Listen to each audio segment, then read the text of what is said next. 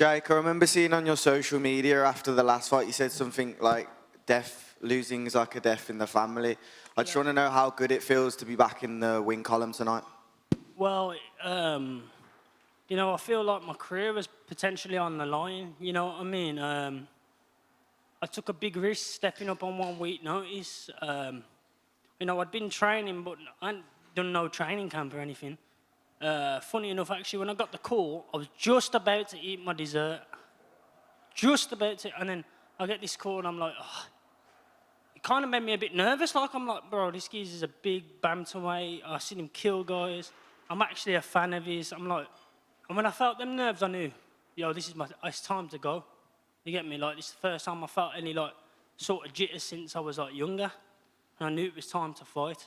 You know, so I took it on a week notice and come in there and beat him. Obviously, I've had a bit of the problem with the weight. I thought it'd be a bit easier than I thought, but I walk around heavy for the weight at flyweight. So even at bantamweight, I'm not the smallest guy out there, you know what I mean? So, you know, I thought I could do it, but I didn't. So I'm sorry for that, but hopefully I get forgiven for that, for taking the fight on a week's notice. You missed dessert to take this fight. What dessert are you going to have tonight to celebrate? You know what the thing is that, because I haven't, like, done no, like, 10-week camp, and no, I'm like the strictest guy in camp. I don't eat nothing bad for me, you know what I mean? I'm not even craving anything, you know what I mean? To be honest, like, I stepped up on short notice, took this on a week's notice, done it for the UFC, you know, I've had a bit of, you know, not a great run the last two, but I've took this on short notice. All I ask for now is that they get me a fight again before the end of September. Congrats. Thanks. Jake, over to your left.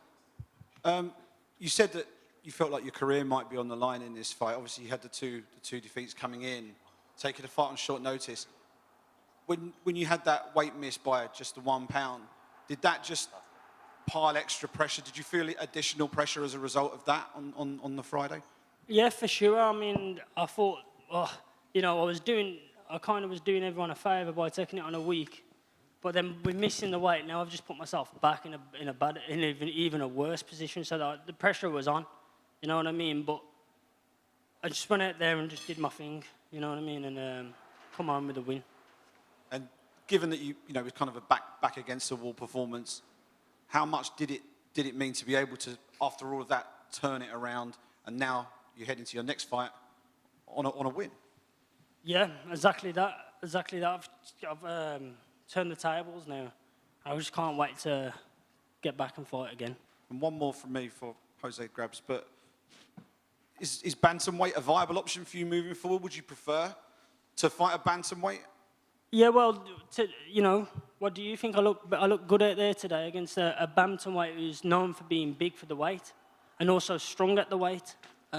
He physically throws everyone around. I mean, if you know, to listen to him speak, he says he's never fought anyone who's a bantamweight, who's anywhere near his strength level, let alone a flyweight. And I out-muscled him in there. I felt like I was stronger than him.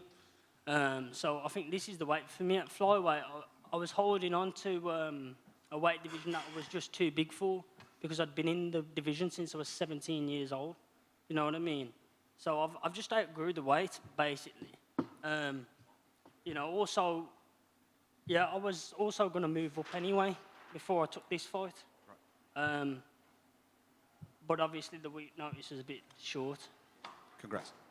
At media day, he felt that like you said, his size and strength would be the biggest factor in there. But then you said you felt stronger than him in there. How soon into the fight did you realize that you had the strength advantage? When it was this first clinch, I was like, oh, this guy's done now. I'm like, I'm too quick for him, and I'm stronger than him. He's got no chance, you know. He was the one with the 10-week camp, and I had better cardio than him. I was on the move, fighting on the back foot. That's harder than fighting on the front foot. Yeah, so I'm the whole package on a week notice. So imagine if you give me 6 weeks. Imagine if you give me 12 days. You get me? Well, kind of going off of that, lately the UFC has really favored these guys that step up and save these cards, like Alex Pereira, Volkanovski, and all these. Would you like this, like getting these short notice fights, not having to do the media, just showing up and fight, and not having to think about a fight for 12 weeks? to be honest, like, I watch all the old school boxers and that, like Henry Armstrong and stuff, and he was fighting every month, you know what I mean? 3 times a month. If there was no weight cutting involved in MMA, I'd fight every weekend if I could. I like fighting, you get me? I enjoy it. I fight every week in the gym. You should see me and Vaughan when we have a scrap in the gym, or me and Ripper when we have a scrap. It's like, we do it every week in the gym, so it's no different to me to go and have a fight. And how, if you do move up to 135, like you said, how much different will camps be? Because we've had these guys that move up, and they said in their old weight class, all they think about is making weight. It's 12 weeks of dieting down in that, but you add those 10 pounds, like, you don't have to do that as much. They can just focus on training. Yeah, when I've had multiple nutritionists and basically the PI says I was killing myself to make flyweight, that it shouldn't even be possible for me to make flyweight. So I was carrying way too much muscle mass for my weight division, so I was just messing myself up. Obviously at Bantamweight, I can afford, I'm not going to eat bad food, but I can afford to train and then eat after training. I was starving myself after training, you know what I mean? So now I can be fully fueled. You know, I'm strong, I lift heavy weights, you know what I mean? I'm the whole package here at Bantamweight. Jake, a guy you've had a lot of back and forth with in Mokaev won tonight. I wonder what you thought of his performance. I thought he was fucking... thought he was boring, but he's an idiot, man. He's just trying to fight everyone in the back. He sucker punched Mokaev and all these geezers and that, but he's a clown, man. He tried to start on me on the buzz yesterday, but I'll smash his head in, you know what I mean? That idiot. If he wants to come up to 135, I'd even go back down to 125 just to smash his head in, but he's never wanted that fight in his life, so whatever. But, you know, he's higher up the rankings, so I can understand, but when we was both on the same ranking level, he never wanted the fight. He don't want the fight, and I'd kill him. And Caolan said at Media Day that when you signed the fight, he lost his home crowd advantage because he does train in Liverpool. He has a lot of people traveling out. Did you feel that hometown support? Well, like I say, it was very short notice. I don't even think hardly anyone knew I was on the card. I mean, I had people messaging me, "Oh, are you fighting this weekend?" I was like, yeah.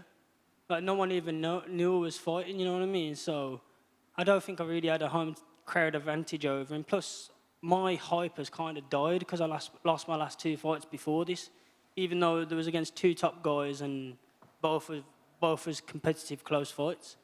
My hype's kind of died, but hopefully now I've built off of Blockhead's hype.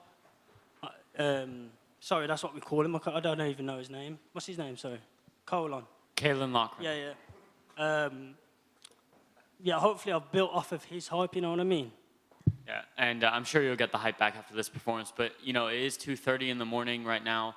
How do you plan on celebrating this win? Is there any food you're going for in particular?